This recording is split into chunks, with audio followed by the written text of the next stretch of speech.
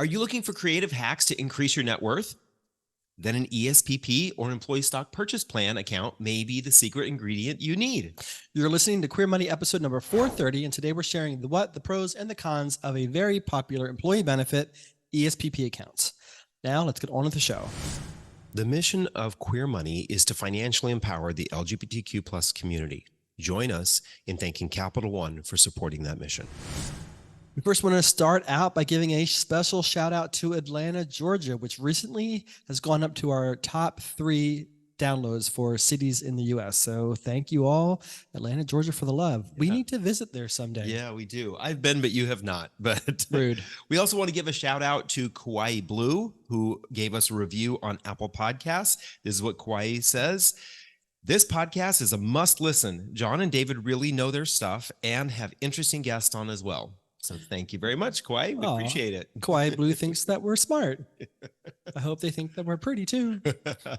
All right, let's get to the topic at hand. We're talking about ESPP accounts. Employee stock purchase plan accounts. So per Investopedia, ESPP accounts are a company-run program for participating employees to purchase company stock at a discounted rate. Yeah. So that's pretty awesome. And the other thing is that these are a lot more common than I think a lot of people are aware of.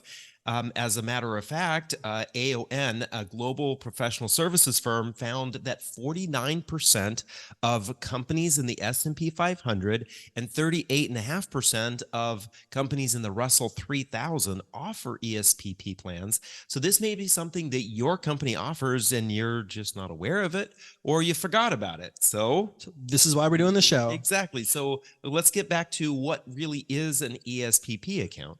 Right. So this is an employee benefit that you can set up through your benefits department or through your human resource departments that basically allows you to take deductions from your reoccurring paycheck that can go into a special account, ESPP account, to purchase your company stock at a discounted rate at various times of the year. There are some intricacies that we'll talk about on this episode, but basically that's the summary of it. It's a benefit like any other benefit, like a 401k. Right, exactly. This is that deduction that comes out of your paycheck. It's done almost automatically for you. It's really nice because employees are able to purchase shares of their own company, oftentimes at a discount, which means you get an immediate profit benefit from that. And for some people, it's as high as 15%. So you're getting a 15% automatic profit on your purchases. Yeah, like where are you getting a 15% return these days? It's just unheard of. Now, as we said, there are some intricacies, right? So you don't necessarily have access to this money immediately, and you wouldn't want to sell these shares immediately anyway because of the possible tax consequences. But it's nice to know that you have that sort of leg up. So there are basically 2 types of ESPP or employee stock purchase plan accounts. There are qualified and then unqualified. The qualified is the most ubiquitous. This basically requires shareholder approval, right? So you have a public company, they have shareholders, and the shareholders must approve this program for the company, and that it's implemented throughout the firm, and it applies to everybody across the board. There's an egalitarian system here, right? So the CEO or the president of the company doesn't get a more favorable discount rate, or they can't have access to a plan whereas you might not have access to a plan. This applies to everybody equally across the board. So it's a one way that you and your CEO, your president, or your boss are on the same playing field. Right. The other thing about a qualified plan is that they oftentimes have they have an offering period, which we'll talk about what that is in just a second, but the offering period cannot be longer than 3 years. And there are also restrictions on the max discount that is allowed. And those are set by the IRS. Right. Whereas unqualified plans, none of that shit applies. Right. Exactly. They're really kind of whatever your company, I actually read this online, whatever your company fancies. They actually use the word whatever your company fancies. But the problem with that, though, as while that sort of rogue strategy might be great, it doesn't they don't necessarily, if they're unqualified, have some of the tax advantages. Exactly.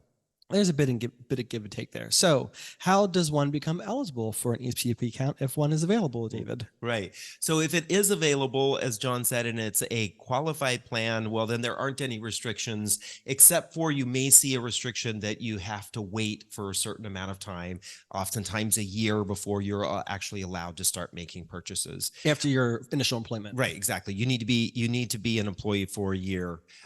Usually, there is a percentage of your income that max or limit that is put on these. So sometimes that is I've seen ones that are 5 to 10%. Of your Sometimes salary. sometimes they can go higher, but the IRS does have a requirement that anyone, whether you're the president and CEO, as John mentioned, or you're a frontline employee, no one can contribute more than $25,000 a year to a qualified ESPP plan. That's $25,000 in a calendar year, Right. too, by the way. There are some important dates to be aware of. This is where it can get a little bit confusing. You're not just buying the stock immediately.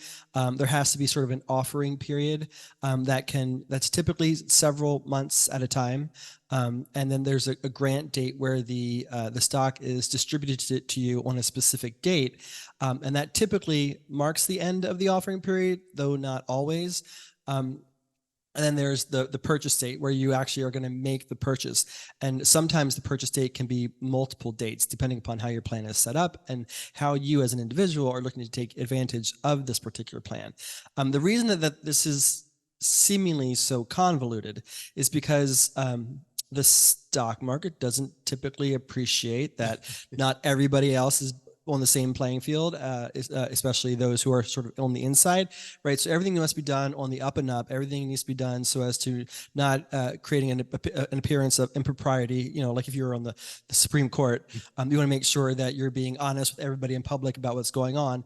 And so they put these sort of hurdles so everything is transparent and nobody can really sort of game the system. Right. So let's talk about the taxes, because I think this is one of the things that can be a little confusing for some people. One of the things that's important to remember here is that we're typically talking about the taxes for qualified plans. Unqualified plans can kind of go a little rogue when it comes to taxes. So typically, you should know that you are not, there is not a taxable event happening with the purchase of this stock until you actually sell it. So once the stock is sold, that's when you trigger a taxable event. And that taxable event, depending on what price you purchased it at, can either be income, treated as normal income for you, or it could actually be a loss. Let's hope that doesn't happen, because we want your company stock price to continue to go up, but it's possible you may have a loss on some of your shares. And depending on your tax situation that particular year, having a loss may be beneficial. Yep. But of course, we're looking to grow our wealth. Yep. So whenever there is a discount offered, so as we said in the outset, typically that discount is anywhere from 10 to 15%. That is taxed as ordinary income. So that really kind of the way the IRS is looking at it is you got a company benefit that is not taxed when you are making the purchase. So they want actually to collect the taxes on that company benefit. So you're going to pay the difference in what the share price that you paid versus what it was actual purchased at. You're going to pay that difference as ordinary income. The other thing is that when you are taxed on these, it can kind of break down as one of two ways. So if you are holding the shares and you are still working for the company, if you've worked for that company and are still working for that company and you purchased the shares more than 2 years ago, that when they were actually purchased or granted to you, then that's going to be taxed as ordinary income for you. The other thing that can happen is the shares can be transferred to you. So let's say, for example, you're working for a company, but you leave that company, and what happens is the shares that were purchased can be transferred to a brokerage account. You don't have to sell them, but then after those shares have been granted to you, you have a 1-year time period. After that 1-year time period when they've been transferred to you, then you would pay, that would be ordinary income when those are sold. And we have seen examples I was actually one of them where we kept the shares after I left my former employer. I kept those shares in a brokerage account for actually quite a few years and allowed them to continue to increase in price. So you're not required to sell the shares of the company you work for. When you leave that company, they can actually be transferred to a brokerage account. But you definitely want to hold on to those shares. Well, ideally hold on to those shares at least 1 year after they've been offered to you after you've left the company, so they can lower your taxable consequences, because you would typically be charged ordinary as opposed to short-term capital gains. Correct. Right. Tired of all the credit card offers you get from your current credit scoring app? Download CreditWise by Capital One today to avoid them. And this is maybe an important distinction here, that some people get employee stock purchase plan shares confused with restricted stock that you can get from a company. Those are two different kinds of stock benefits. Restricted stock are typically issued to you and have some restrictions around when you can take ownership of them and sell them. This is a different kind of plan when you're talking about employee stock purchase plans. Right. So what are some of the pros and cons of employee stock purchase plan accounts? Well, the most number of pros are in favor of the company. That is, it makes it better for recruitment efforts, right? You can attract more people to the company if you've got great benefits, and an ESPP account is an ideal benefit. It also helps with employee retention.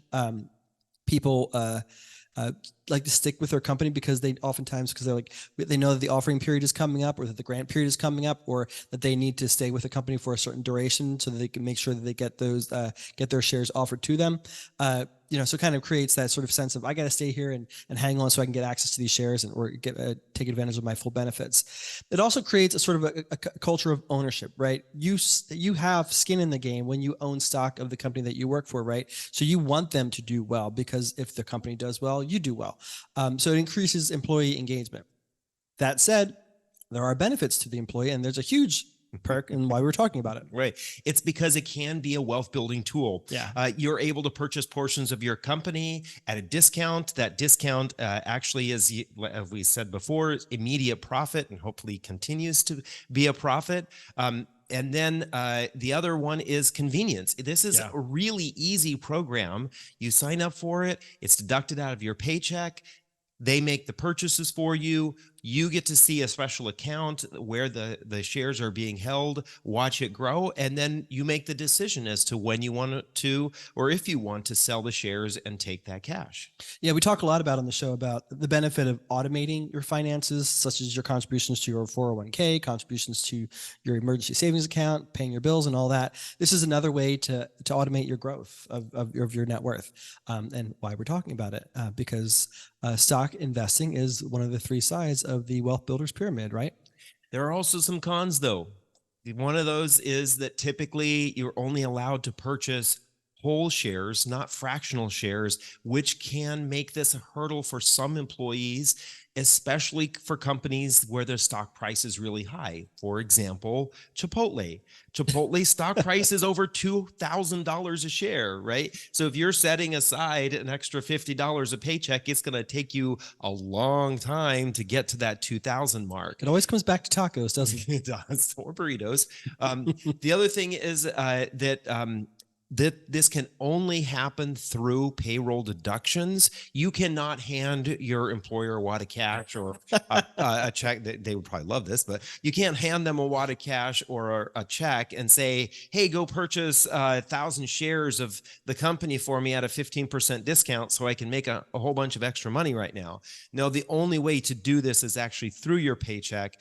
So it's really important that when you're doing this, you do your calculations and you understand how much this is going to actually impact your pay when you get your pay every month or every week or whatever pay period you're on. Yeah, and with that said, you can't access this money during the offering period, right? So during the offering period, you're making reoccurring contributions to your ESPP account, and that sits in there as cash. You can't access that cash unfortunately. So if you have an emergency that pops up and you need to get some money bad, this isn't a resource to tap into to get access to that cash. So as David said, you want to be careful that you understand your current cash flow, that you don't necessarily need to rely on this money, what your obligations are, to pay your bills, to fund your emergency savings account, take care of your family. And don't forget that your primary goal is to focus on saving and preparing for retirement. This isn't really a retirement savings strategy. There are benefits, and of course, they can be applied to your retirement strategy, but it's not really a retirement savings strategy. So you kind of don't want to lose sight of the goal because, for example, Enron. Exactly. For all you queer babies out there, Enron is a company that back in the 90s, I think, was going crazy. Its stock price was going really, really high. Lots of employees were purchasing the company. But what really was going on is some bad accounting that was being hidden, and the company collapsed. And people went from having a net worth of millions of dollars to having absolutely nothing. And they had planned on or put all of their money into their own, into the company that they worked for. And they drank the Kool-Aid and they put all of their nest egg into a single stock. Yeah. And then when the stock went belly up, their finances went belly up. And then Theranos was born. Which leads to true story that her dad worked for Enron, which leads to the next risk, and that is you want to avoid creating a concentrated position for yourself, right? Because you're getting this big discount, right? So it's quite appealing, especially if your stock price is going up and you keep buying it at a discount, you're watching your portfolio get bigger and bigger. That's quite enticing. But you can easily create a concentrated position that you want to avoid. And typically the definition of a concentrated position is that a particular stock it makes up anywhere from 15 to 20% of your overall portfolio. And you want to avoid that because that just makes your portfolio quite risky, and you want to avoid the Enron example. And again, as we talked about earlier, another con is liquidity. Even when you have access to, even when this money is in the company stock, you don't have easy access to this money, right? You still have to sell the shares. They still have to be liquidated. Then you still have to have the period of 3 days before you can actually access the cash. So if you need immediate money, this isn't, again, the source for that. And then however, if you leave the company or are asked to leave, any available cash that's in your ESPP account that have not gone towards purchasing the company stock, you still can get access to that. That is typically, though not always, in your last paycheck that you get from your employer. Sometimes it can be a separate check, but the company can't just keep whatever money that you put into that ESPP account, even though you gave your boss the goodbye or they kicked you out the door. Yeah, exactly. If you've been asked to leave, I like that. How appropriate. You have been asked to leave.